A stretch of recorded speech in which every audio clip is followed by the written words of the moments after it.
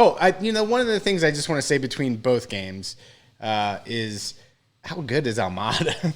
He's the only guy who's out there just consistent, pure class in terms of. I was going to say it in the second game, but yeah. Yeah, I mean, even in this Miami game, like there's just so many like just simple slotted passes and just composure all over the place. It's like, and what I like about it, he's not trying to do too much right now. Especially for a young guy. Yeah, and he's a team young. that's He's struggling. young. I really like the fact that Almada is playing within himself and not trying to be the hero. I think that's another thing that's frustrating me right now with Araujo is he's trying to do too much, and you can see he also gets like strangely frustrated out of the blue, like for things that don't make a lot of sense. When you're that fast and your wife is Miss Brazil and whatever, you're used to things going your way, and sometimes it's hard when things don't go your way, Mikey Dobbs. Seriously, he's dating Miss Brazil. He is. Yes.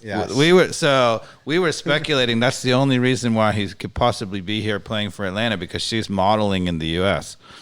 And I think there are less modeling opportunities in Lille. Yeah, which is kind of in the countryside of France. It's in the very countryside of France, in the middle of nowhere. It's a town of like 100,000. So what you're saying is even Atlanta is more happening. Yeah, and of course, once you're in Atlanta, then you hop on the flight and you're in L.A. or New York or Miami. Yep. Where fashion is king. But here's my thing, okay? So Pineda, after this game, says, we kind of got it right.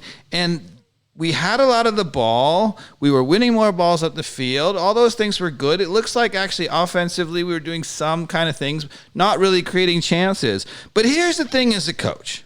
Here's the real thing, right? When you're a coach and you overthink it where you unbalance it and you give the crazy opportunity, and when you have a zonal marking system that doesn't cover anything, you're just asking for trouble, right? And there's no reason for it. It's an unforced error, Mikey Dobbs, right? So Pineda's all like, we're playing well, and I give him that. I think we are playing a little bit better offensively, but it's completely unforced, right? You cannot get away with that at a high level, and sure enough, we're not getting away with it, right? We dominated that game in Inter Miami, right? We should have won the game, and yet,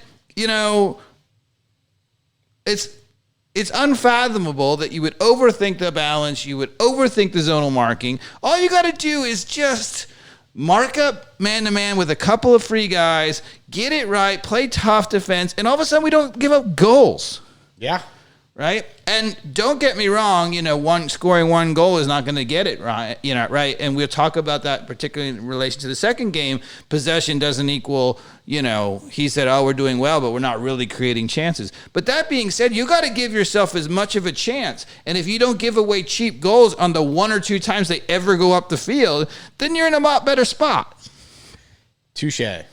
I think it's on Pineda. I don't know, Carmen. He's heating up. Little NBA jams, little childhood memories. Yeah, I mean, we had